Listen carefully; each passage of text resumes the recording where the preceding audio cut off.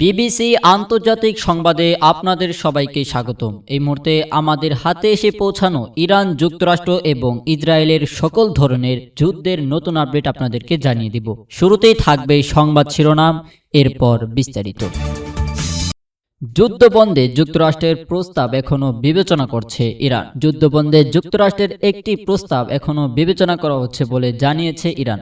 এর আগে দুপক্ষই একটি চুক্তির খুব কাছাকাছি পৌঁছেছে বলে খবর এসেছিল।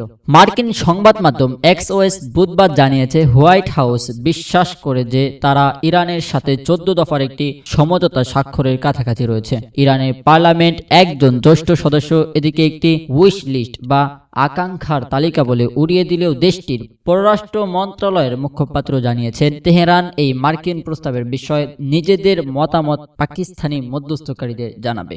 পাকিস্তানের পররাষ্ট্রমন্ত্রী বলেছেন তার দেশ এই যুদ্ধবিরতি যুদ্ধের একটি স্থায়ী অবসানে রূপান্তর করার চেষ্টা করেছে। যুক্তরাষ্ট্রের প্রেসিডেন্ট ডোনাল্ড ট্রাম্প জানিয়েছেন গত 24 ঘন্টায় ইরানের সাথে খুব ভালো আলোচনা হয়েছে এবং একটি চুক্তি হওয়া সম্ভব। এক্সওয়েজের প্রতিবেদনে বলা হয়েছে এক পাতার ওই 14 দফার স্বাক্ষরটি পারমাণবিক আলোচনার বিস্তারিত একটি কাঠামো তৈরি করতে পারে।